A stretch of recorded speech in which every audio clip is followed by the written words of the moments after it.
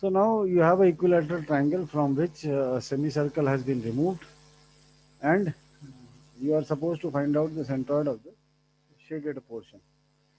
So to find out the all sides are of 10 mm side, automatically you can conclude that it is an equilateral triangle. Now you have not derived anything with relation to an equilateral triangle. So we need to uh, first define uh, this entire problem so that it suits ourselves. Because if you look at the basic entities or structures that we have created, it is a rectangle. Rectangle means square is also included. So it is a rectangle, it is a right angle triangle, it is a circle, it is a semicircle. So things have to be broken down into your requisite form. So what we do is we draw a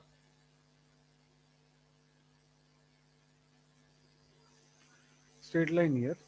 So if you draw a straight line here, this side is of 10 mm, this side is of 10 mm. So 10 cos 60 will be this length. So this length is calculated as 5 mm, and this length is also now 5 mm. So now you have two right angle triangles and a semicircle has been removed for it. So let us denote them. Let this triangle be 1, let this triangle be 2, and let this entire semicircle be 3, section number 3. So now we also need to specify our reference. So to specify our reference, what we have done is, let us take this end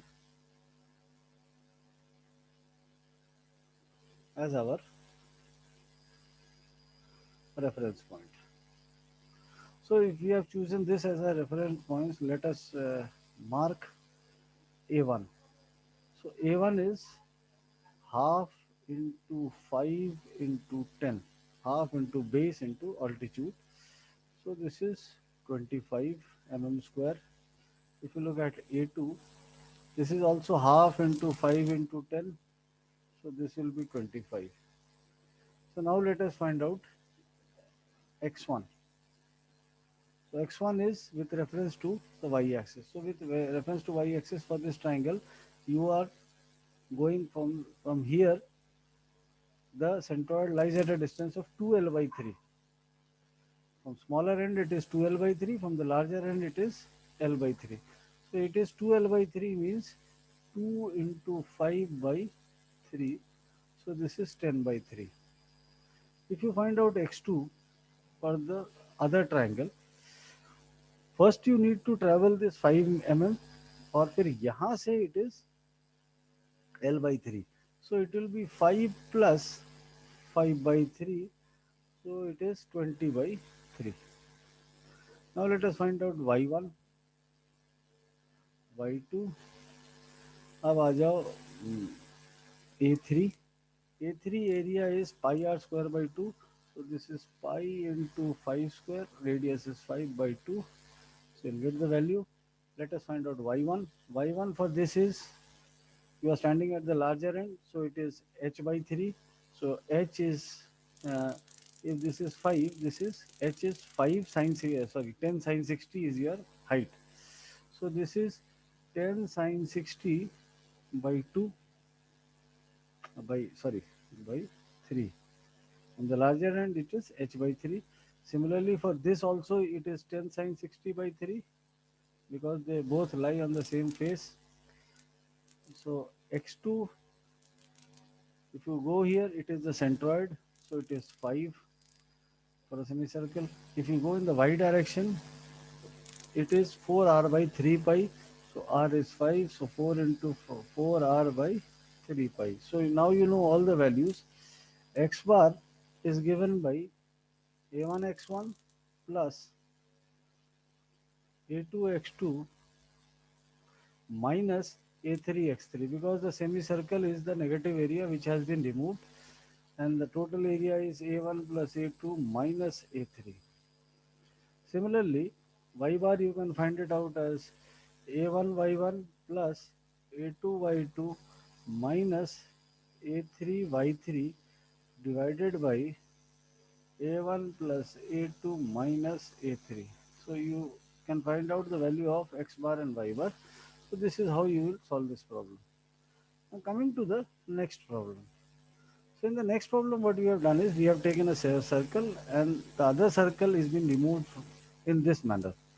The circle, the diameter of the larger circle is 20 mm, and you need to find out the centroid of the shaded part. So let this bigger circle be denoted by 1 and let the smaller circle be denoted by 2.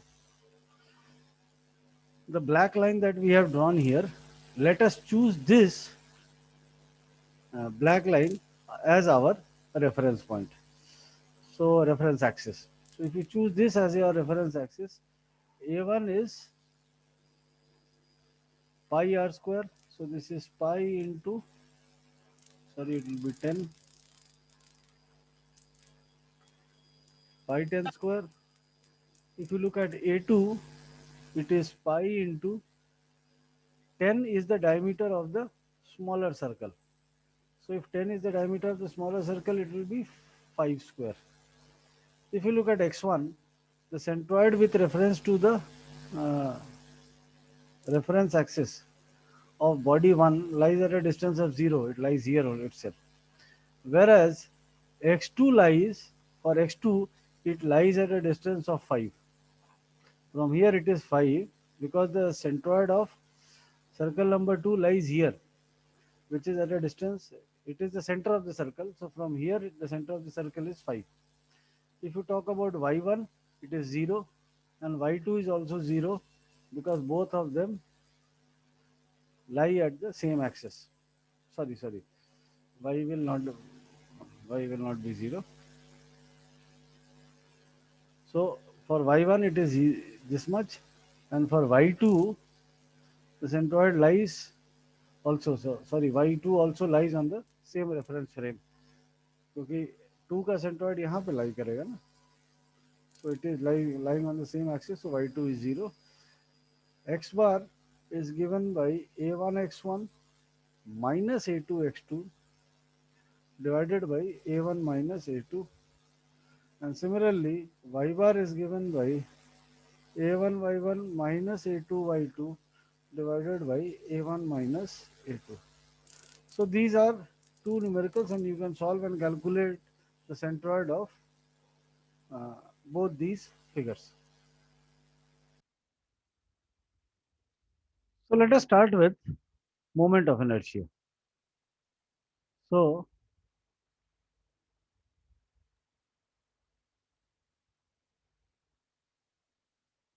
to start with moment of inertia, it has, this is also called as second moment of area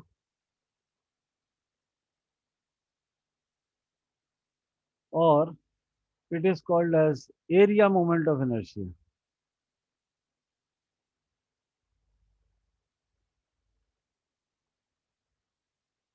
So these are two names given to it. Now, if you look at the statement of it, moment of inertia is denoted by, it is denoted by I, capital I. It is denoted by capital I. And let us say that you have a section like this. And this is the body. So uh, this indicates the centroid of this body. This indicates the centroid. So if you say this is an element, if you say this is an element which is being placed at a distance of x from the centroidal axis and it is placed at a distance of y from the centroidal axis. So this is your x-axis axis. The centroidal axis is given by x-axis axis and the y-y axis. So Ix means second moment of area about x-axis axis. So if you are taking reference of x-axis axis means the centroidal axis along the x-axis is given by integral y square dA, whereas Iyy is given as integral x square dA. So how did he arrive at this statement? Y squared dA means integral y dA is first moment of area. If you take moment about a specific area, let this be the specific area. If you take moment about this area, first moment is given denoted by integral y dA. First moment of area divided by the total area is called as your centroid. First moment divided by the total area is called as your centroid. So second moment if you take means you are taking moment of this area once again means you are again multiplying by so integral y dA you are again multiplying it by y. Moment का moment लिया आपने. So this comes out to be y square dA. So x x के reference में जब आप लेंगे तो Y square D आएगा क्योंकि एक्स एक्स और वाई वाई क्या है this is the representation of your centroidal axis so this clearly indicates that say moment of inertia is found with respect to centroidal axis.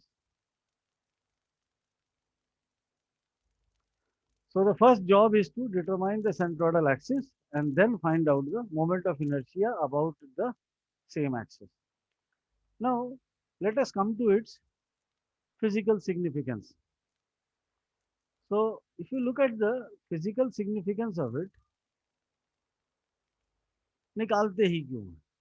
जैसे centroid का तो हमारे पास एक डेफिनेशन है कि if you want the entire content to be concentrated at a point if it is in terms of area it is centroid, if it is in terms of mass it is center of mass, and if it is in terms of weight it is center of gravity. So you have these explanations for centroid, center of mass and center of gravity, but for moment of inertia, you say that it is the second moment of area. So you know the elemental area, you are taking twice moment about it, but why are you actually taking about it? You have to have a concrete reason for it. So that reason is explained with the help of physical significance. So what do you mean by that reason? Look, stress, if you, I have not gone into strength of materials, but uh, you must be knowing that stress is given by force by area. Is given by force by area. So if you know if the stress taken up by the body should be as less as possible for its stability or for its long life or for its durability, maintenance, anything. You have n number of reasons why the stresses should be kept as minimum as possible. So force is something which is predefined that कितना force लगना ही लगना. So how to decrease the stress? Increase the area. Now, if you talk about area, a rectangle, a triangle, a circle, all can have the same area.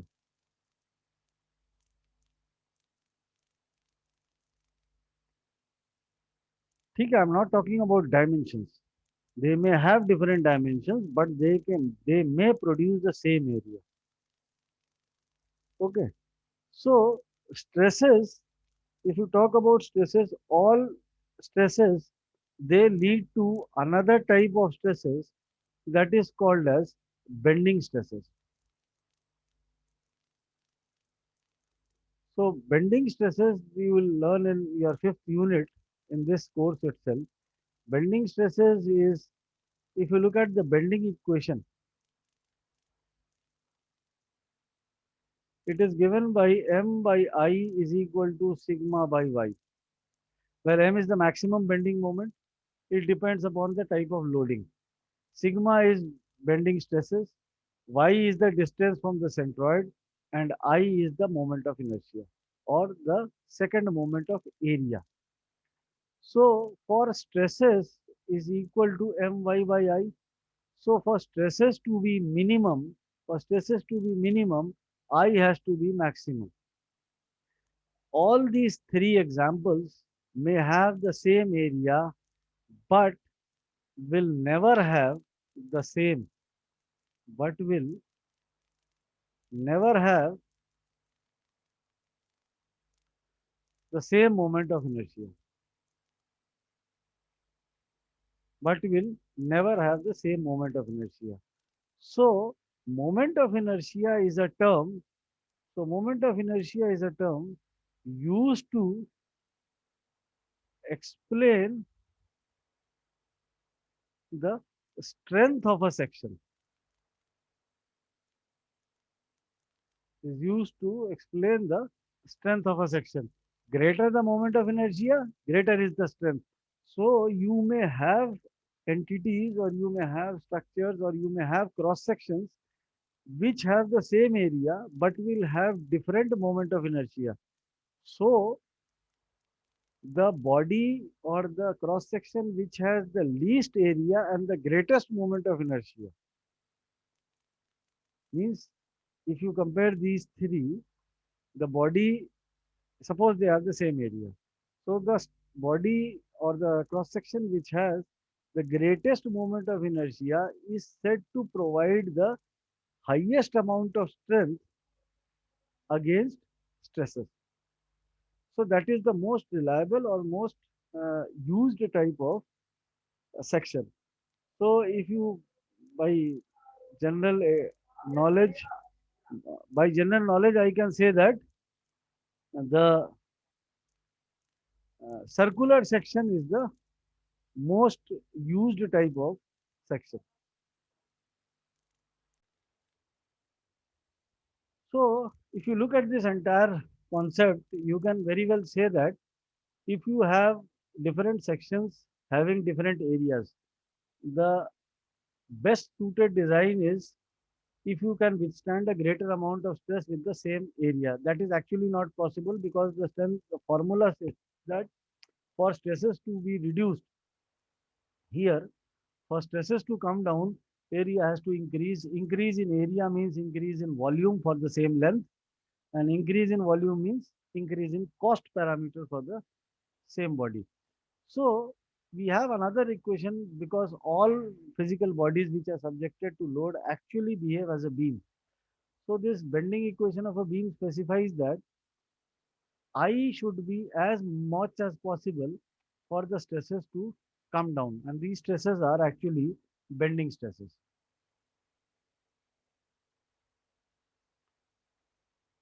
Okay. So if you again come back, then we have stated that Ixx is equal to integral y square dA. Now y is distance. So y square dA indicates that the unit will be mm to the power 4 or meter to the power 4, because the unit of area is meter square and y is again in meters. So meter into meter square, you have either mm to the power 4 or meter to the power 4. So this is the unit of second moment of area for Ixx, and for Iyy it is integral x square dA. For Ixx, why we have taken y square dA? Because with reference to the centroidal axis, let us say this is the centroid. With reference to the x axis, we have distances in y.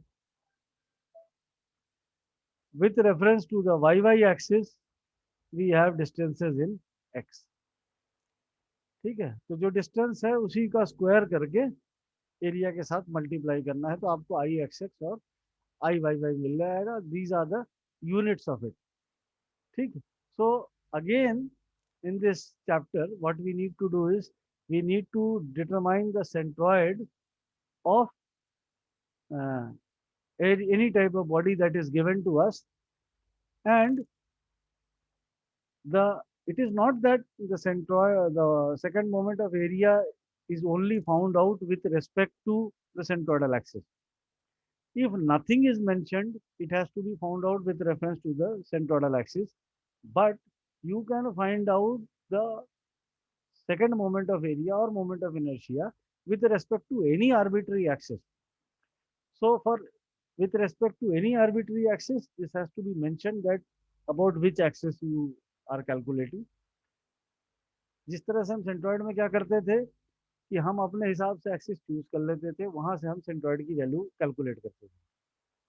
और अगर आपको axis specify कर देगा तो आपको उसी axis से आपको दूरियां कैलकुलेट करनी है। सिमिलरली यहाँ पे अगर कुछ भी मेंशन नहीं है तो वो एक्सिस सेंट्रोइडल एक्सिस कहलाएगी, और अगर चीजें मेंशनड हैं तो आपको उस एक्सिस से निकालना पड़ेगा। So in any case it is very clear that you have to determine the centroidal axis.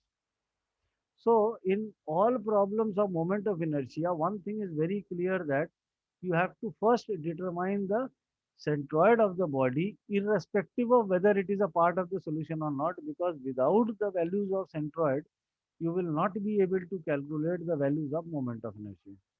So before we meet tomorrow,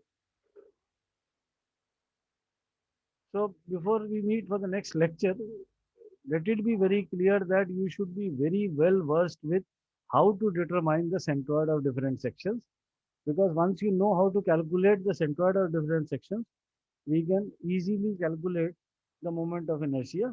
But for that, obviously, we will be deriving the relationships first, and then we'll be subsequently using them.